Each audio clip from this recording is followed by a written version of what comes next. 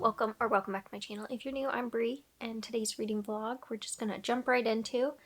I had really grand plans to make this whole reset video because I have a 4-day weekend and I was gonna get everything together because we're going on a trip next weekend, and I was just going to, do a very inspiring reset vlog. And I think that this is actually a good thing that I've been derailed a bit, because I think it's important to show with chronic illness and just mental health in general, just showing like that sometimes things aren't going to go the way you want. Because I keep doing this to myself where I'm like, okay, I'm going to reset my life. I'm going to do all these things because I find those videos inspiring to watch. But then I really struggle to put them into reality because I don't know how I'm going to feel day to day. Every day is different. I was going to start this yesterday even to give it a 5-day. I was going to come home from work and I was going to start filming and show all this stuff, but then I ended up getting really sick at like 4 p.m. and then it had a bit of a break, and then at 9:30-ish it started up again. And so then today I've been just completely drained. We did go out and do some stuff. Like I was like, let's do some errands, and we went to a store and just had a good time, but it completely drained me. So now it's currently 2:28 and I haven't done anything I was going to do to show this productive video. But like I said, I think that that's a good thing. I think that having the reality that a lot of times like stuff like this is going to take me a couple days. I have 4 days at home to do a reset my life, get my stuff together, but I need to go at a slower pace. I can't hold myself to the expectation that I can do all the things someone else is doing, because everyone's different, everyone's capacity is different, and right now my capacity is not there. If I try to do all the things in one day, I'm going to get just so much more sick. And usually the second day is hit or miss if I get sick again. So like I was gonna like clean the house and stuff, and I'm like, you are crazy right now. Like you can barely stay awake. I was in bed for a good like hour because I just was like so drained from going to 2 stores. And well, there was another thing that happened in the morning. We actually found a lost husky. So then we spent an hour and a half outside of what I had planned trying to find this dog's home, which we did find it, and that was really good, but that was just like completely derailed me and exhausted me. So now we're here. But I also am trying to be better with myself about these kinds of things happening. The old me would just kind of be like, well, it's ruined. Like, I can't do it anymore because my whole plan is ruined and I can't do it. And I'm really trying to push myself to just kind of think about it, and like, your day can start whenever. Like, yeah, it's 2:30 right now, but that doesn't mean I can't get some things done. I didn't get everything I wanted to get done, but I can still move forward. One of the things I wanted to do was record 2 videos so that I could have them ready to edit so that when I'm gone and the week after I don't have to worry about videos. And it was really rainy today, but the sun's come out. So I'm like, I can still do that. I can sit there and do that. My brain's working, even if my body's not really working. So I can do those kind of things, and it's not too late to start. So that's my whole speech. I want to talk too about this morning and the things I got. Pippi chewed through Noah's headphones. Where is he? Where's the little stinker right now? Oh, goodness, you're so warm. So this little stinker, you want to tell the camera about how you chewed through Dad's headphones in the night? Yeah. You want to tell him how you chewed through his headphones because you love to eat string? So we had to get new headphones? He's like, no, I don't want to tell him. Well, thank you. So he chewed through them, and Noah uses them every night to fall asleep with. So he needs headphones. So we ran out to the store to get him new headphones, and it's in the mall. We had to go to Urban Outfitters because that's the only entrance into the mall, right? And I got 2 things. So I wanted to show him because I'm super excited about it. So I got this cute little mushroom light. Isn't that adorable? Oh, it's so cute. So I got this. It's a little battery powered, and we just have like reusable batteries in it. My design style is like a bit eclectic. I kind of just have a hodgepodge of things I like, but I always like strayed away from cute stuff like this because I don't know. I just tried to I was in my era of like feeling like I needed to be an adult and couldn't have these cute things. And then now I'm at the point in my life where I'm like, if I like the cute thing, I should get the cute thing. And this brings me so much joy. It's so adorable. They have a onion one too that I thought was really adorable. So I got it, and I'm really, really happy. I think it's gonna go in our bedroom, but I'm not sure yet. It would look really cute on the bookshelf too, but I feel like that's where I put all my stuff, so I should do something different. And then I got this to help when I wash my face, because I had one. It's a little tight, and so it was really hard to put on, but I'm really bad at like my night routines, and I feel like if I have something cute like this makes me excited to put my hair back and wash my face, just to like wear this. So I feel like that's like really helpful for me. If I have something that gets me excited to do the night routine, then I will do it, because I'm just notoriously bad for remembering to like wash my face and stuff before bed, because it's not fun. So, so this is going to make it fun. And then we stopped at Half Price Books on the way back because it was just right there. And I got the hardback of European Travel for the Monstrous Gentlewoman. This is the second in the Athena Club. I have them in paperback, but I've wanted them in hardback, and so I told myself if I saw them at half price, I would get it. So I have the first one in hardback, now the second one, so I just need the third one. I prefer a hardback. I don't know, it just doesn't fall apart quite as easily, so I saw it, I had to get it. And then I got Soulless, which is by Gail Carriger. I think it was written in like 2009. I had started it on audiobook and I was enjoying it, and I saw it there, and I just feel like it's going to be one that's going to be a fun like mystery series. It's a 2009.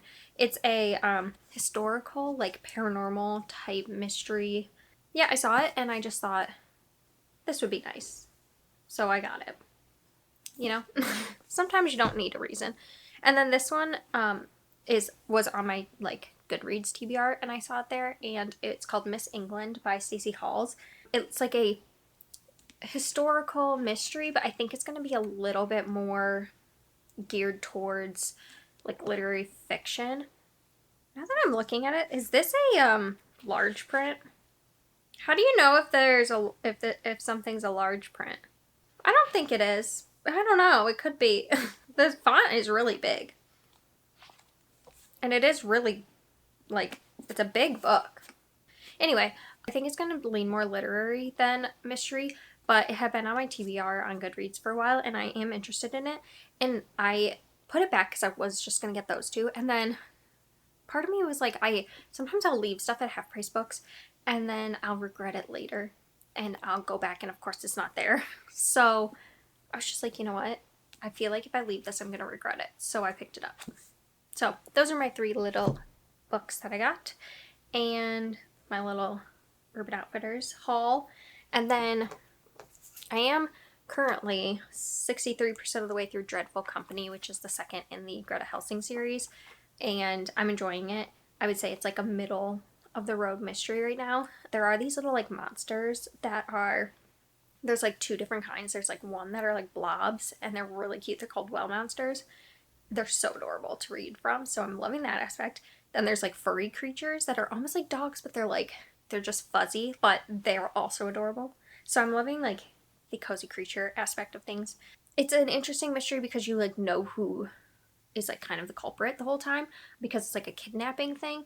And so you get that, but now and halfway through the book is where things are really kind of taking a turn, and I don't really know where they're going to go. So I'm enjoying that about it. This week I've kind of needed just like a brain off type book, and that's what these are. So yeah, I think right now I'm gonna probably record videos, and then I don't know, we'll see where the day takes me in terms of getting my life together. I think it's not going to be a cleaning day, but I may just kind of write down all the things that I need to do, see how that goes. You okay?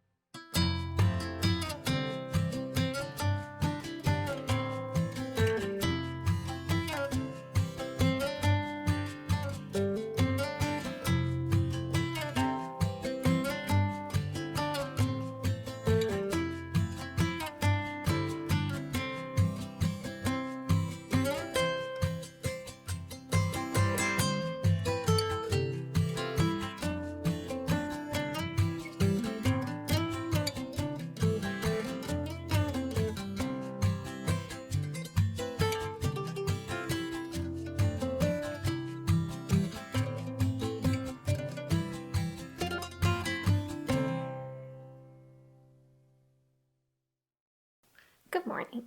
It is around 10 o'clock and we're gonna head out to go to my parents' house to clean out my car from all the husky hair that we got in it yesterday when we found the dog. So we're gonna do that, but I wanted to check in before I get ready and leave. And so I finished Dreadful Company yesterday night, and I don't really have like a ton to say about it.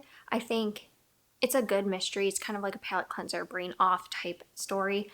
I feel like the conflict of the story kind of wrapped up really quickly. Like it spent over half the book trying to get to a certain point, and then when it did and they finally resolved everything, it was like really quick. Like it happened in like a chapter or two, and then the end was kind of drawn out because it was like 2 chapters, I think, of wrap up and then an epilogue. And so I just felt like it was the pace at the ending half was like a little weird. But I do enjoy the characters again, so I still think I will continue. There's only one more book left, so I'll finish that. I would say I think I was liking the beginning half more, a little bit more than maybe the first book, and then I think the second half kind of lost it a little bit for me. So I think I actually like the first book more in the end for an overall book. So yeah, so I finished that. I don't have too much to say about it, but then I am going to start Artificial Condition by Martha Wells, which is the second in the Murderbot Diaries.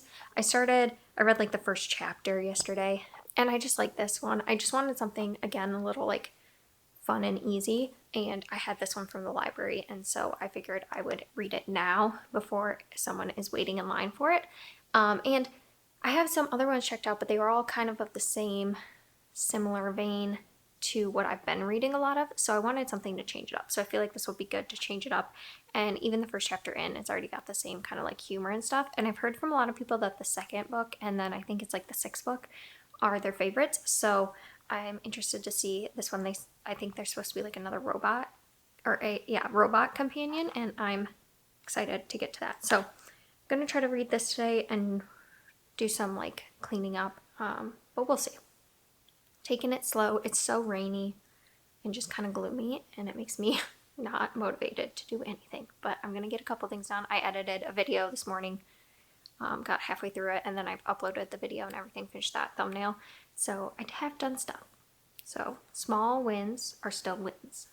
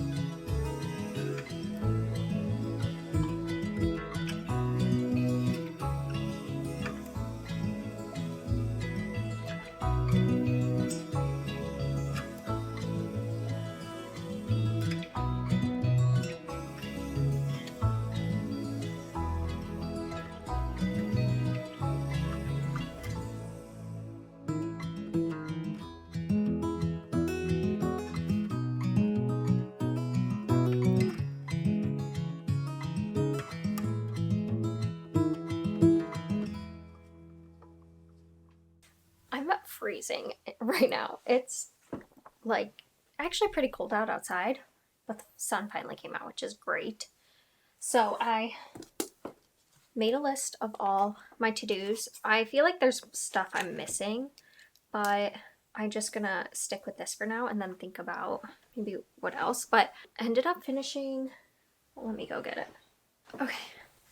Oh my God. The cold drink is really good, but it's really not helping with being cold.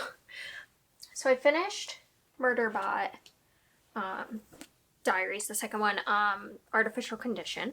Finished that yesterday and I loved it. I can see why people were saying that this is their favorite one. I haven't read obviously the rest of the series, but it was so funny. I was laughing out loud. I really liked, there's like another bot that comes into it. I liked the dynamic between Murderbot and them.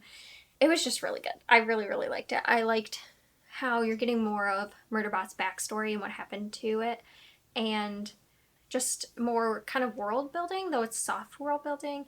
I love Murderbot as a character. I think it's really fun to follow, so I definitely will be continuing with the series, and I think this one's my favorite one and probably goes into like a favorites in terms of like sci-fi and novellas, because I just think it's the best one I've ever read outside of A Prayer for the Crown Shy and A Song for the Wild Belt. That's still like top, but then this would be a close second. Then I started The Broken Girls by Simone St. James, and I am on about 43 pages in.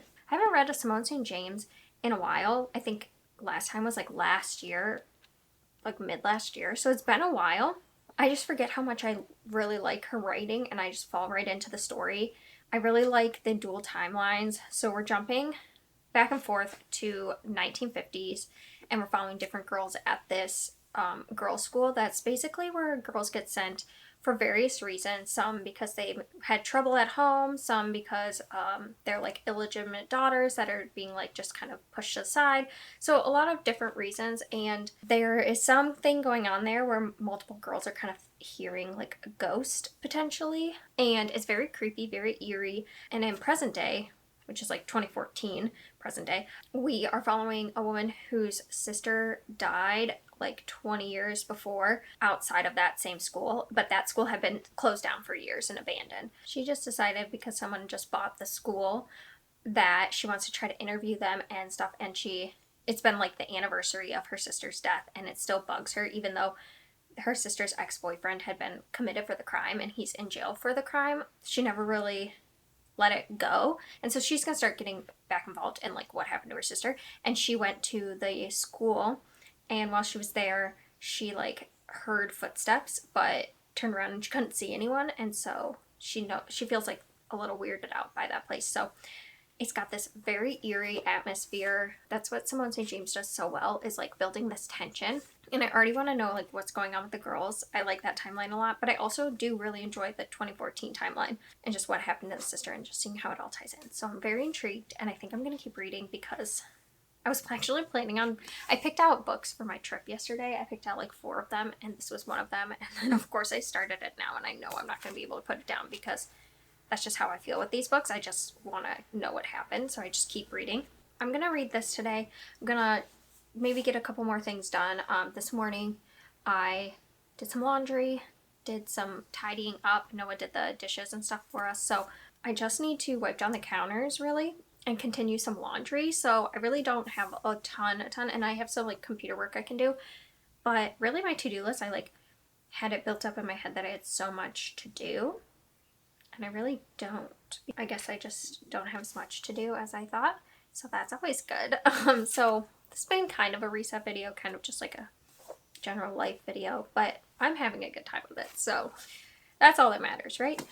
So I think I'm gonna go eat lunch. We have some leftover tacos that Noah made last night, and I'm gonna have that, and I've been looking forward to that all morning. So I'm gonna go do that, and then I'll probably just read and chill for a little bit because I am feeling a little tired after the coffee shop. So, hello.